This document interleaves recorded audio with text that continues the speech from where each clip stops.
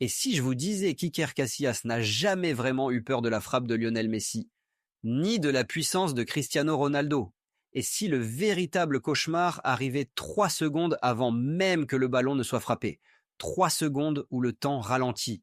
3 secondes où vos instincts vous trahissent. 3 secondes où l'histoire décide si vous devenez un héros ou une simple note de bas de page. Ce soir, une légende brise son silence.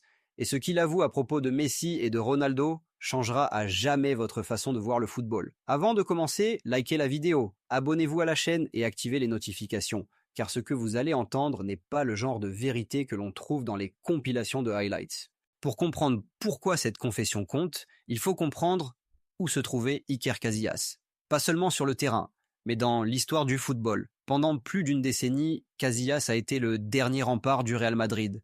Clasico après Clasico. Des nuits de Ligue des Champions où la moindre erreur signifiait l'élimination, l'humiliation, le silence. Il a affronté Lionel Messi au sommet de la tyrannie positionnelle du FC Barcelone.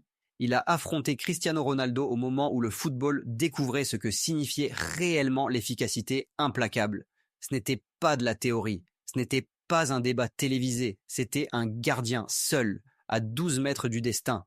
Et alors qu'aujourd'hui le monde débat des chiffres, Messi produisant encore des statistiques absurdes à 38 ans, Ronaldo inscrivant autrefois 50 à 60 buts par saison, Casillas parle depuis un autre endroit.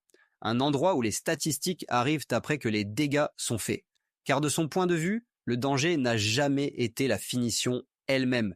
C'était le moment d'avant, la posture du corps, la pose, le choix qui n'avait pas encore été fait, mais qui semblait déjà inévitable.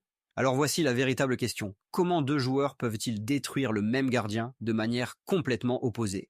Casillas n'est pas arrivé à cette prise de conscience du jour au lendemain. Elle n'est pas née dans un studio de télévision, ni lors d'une réflexion paisible après sa carrière. Elle est née au cœur du chaos.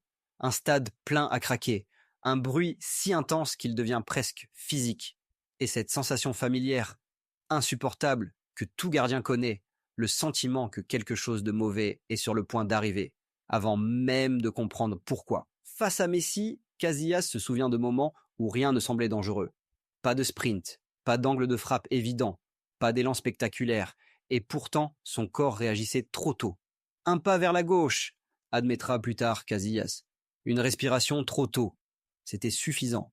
Car Messi ne l'a pas battu par la force. Il l'a battu par le retard. Une demi-pause, une intention dissimulée, une décision prise si tard que le réflexe du gardien, sa plus grande arme, devenait sa plus grande faiblesse. Face à Ronaldo, la sensation était différente. Le danger s'annonçait. La course était agressive, la posture directe, l'intention brutale et sans excuse. Mais paradoxalement, cette clarté était terrifiante à sa manière. Vous saviez ce qui allait arriver. Vous vous y prépariez. Et pourtant, vous aviez tort de quelques centimètres. Casillas commença à comprendre quelque chose de troublant. Messi ne demandait pas au gardien de choisir. Il choisissait à sa place. Ronaldo forçait le gardien à choisir et le punissait pour avoir fait le mauvais choix. Deux chemins, même issue. Et c'est à ce moment-là que Casillas comprit. La peur n'était pas la frappe. C'était l'instant avant que la certitude n'existe. Lorsque Casillas parle des 3 secondes avant la frappe, il ne fait pas de poésie. Il est chirurgical. Ces 3 secondes sont l'endroit où la logique du poste de gardien vit ou meurt. Au moment où l'attaquant reçoit le ballon, le gardien commence à calculer. Angle, distance, orientation du corps, pied d'appui, issue possible. Face à la plupart des joueurs, ce processus est presque automatique. Les schémas se répètent, les habitudes trahissent l'intention. Mais Messi brise ce système. Casillas explique que le corps de Messi ne dit jamais toute la vérité.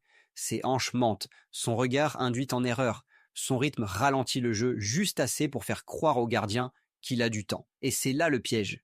Car au moment précis où Casillas se sentait en contrôle, il ne l'était déjà plus.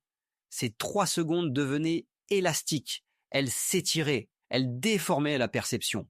À l'inverse, Ronaldo compressait le temps. Tout arrivait vite, mais proprement. Mouvement explosif, intention claire, puissance maximale appliquée avec une hésitation minimale. Le gardien n'avait aucune illusion de contrôle, seulement la réaction. Mais voici le paradoxe cruel que Casillas révèle. Messi vous fait bouger trop tôt. Ronaldo vous fait bouger trop tard. Les deux volent la même chose, la certitude. Et pour un gardien, l'incertitude est fatale. C'est pourquoi Casillas insiste sur le fait que la peur ne venait pas des buts encaissés. Elle venait de la réalisation que ses instincts, aiguisés par des milliers de matchs, étaient manipulés. Pas battus, manipulés.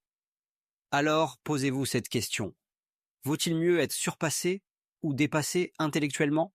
La confession de Casillas n'existe pas dans le vide. L'histoire la confirme, discrètement, implacablement. Regardez les grands finisseurs avant Messi et Ronaldo. Ronaldo Nazario vous submergez par l'accélération. Thierry Henry vous punissez par les angles.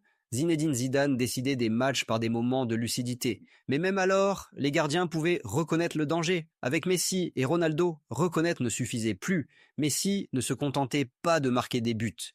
Il a reprogrammé les réflexes défensifs. Les gardiens ont commencé à rester plus longtemps sur leur ligne. Les défenseurs ont hésité à sortir. Des lignes défensives entières se sont repliées vers l'intérieur. Non pas à cause de la vitesse, mais à cause du doute. Ronaldo, de son côté, a forcé l'évolution par la violence de l'efficacité. Les gardiens ont entraîné leur puissance latérale explosive. Les blocs défensifs ont reculé plus bas. Les marges se sont réduites à quelques millimètres, car tout écart supplémentaire était fatal. Deux pressions différentes, même résultat, les anciennes règles ne fonctionnaient plus. Casillas remarqua autre chose que les statistiques ne montrent jamais. Face à Messi, le stade devenait silencieux avant la frappe. Face à Ronaldo, il explosait au moment où il frappait le ballon.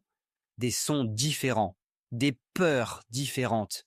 Et pourtant, pour le gardien, la fin était identique. Une détente trop tardive, un pied figé, un ballon déjà parti. C'est pour cela que Casillas insiste. Le débat est mal compris. Il ne s'agit pas d'élégance contre puissance. Il ne s'agit pas de passes décisives contre but. Il s'agit de la manière dont ils ont démantelé la prise de décision elle-même. L'un a volé le temps. L'autre a volé l'espace. Et une fois ces deux éléments disparus, le football devient inévitable. La question n'est donc pas de savoir qui était le meilleur. La vraie question est celle-ci. Quel type d'inévitabilité préféreriez-vous affronter? On pourrait penser que le football finirait par s'adapter, que la technologie, les données et l'analyse vidéo infinie neutraliseraient enfin ce type de menace. Casillas n'y croit pas. Aujourd'hui, les gardiens étudient les tendances jusqu'au décimal. Zone de frappe préférée, pourcentage de réussite, schéma historique issu de situations identiques. Mais voici la vérité inconfortable que Casillas souligne. Messi et Ronaldo n'ont pas brisé des systèmes. Ils ont brisé la réaction humaine. Aucun algorithme ne peut vous préparer à une décision volontairement retardée. Aucun tableau de données ne peut simuler un joueur qui choisit après que vous ayez bougé. Face à Messi, les gardiens modernes apprennent la patience. Mais la patience devient paralysie lorsque l'attaquant contrôle le rythme. Face à Ronaldo, on leur enseigne l'anticipation. Mais l'anticipation s'effondre lorsque l'exécution est parfaite. Casillas explique que c'est pour cela que les jeunes gardiens semblent encore impuissants dans certains moments. Non pas parce qu'ils manquent de talent, mais parce qu'ils affrontent des problèmes sans solution. On peut entraîner la vitesse, on peut entraîner la force, on peut entraîner le placement, mais on ne peut pas entraîner la certitude, lorsque la certitude est précisément ce que l'attaquant retire. C'est l'héritage que Casillas identifie, pas les buts, pas les trophées, mais une vulnérabilité permanente injectée dans le poste le plus solitaire du football. Et peut-être est-ce là le plus terrifiant, car longtemps après la fin du débat, les gardiens ressentiront encore ces 3 secondes. Alors peut-être que Casillas n'a pas tranché le débat Messi-Ronaldo, mais il a fait quelque chose de bien plus dérangeant. Il a révélé que les plus grands dégâts qu'ils ont causés ne se trouvaient pas sur le tableau d'affichage. Ils étaient dans l'esprit de l'homme seul face au but. Messi a volé le temps. Ronaldo a volé l'espace. Et tous deux ont rendu la certitude impossible. À votre tour maintenant. Si vous étiez le gardien, quelle peur vous entrait le plus? Bouger trop tôt ou être puni pour avoir bougé trop tard?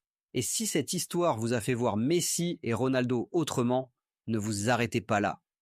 Abonnez-vous, car d'autres légendes retiennent encore des vérités comme celle-ci. Le football ne s'arrête pas au but. Parfois, il commence 3 secondes avant.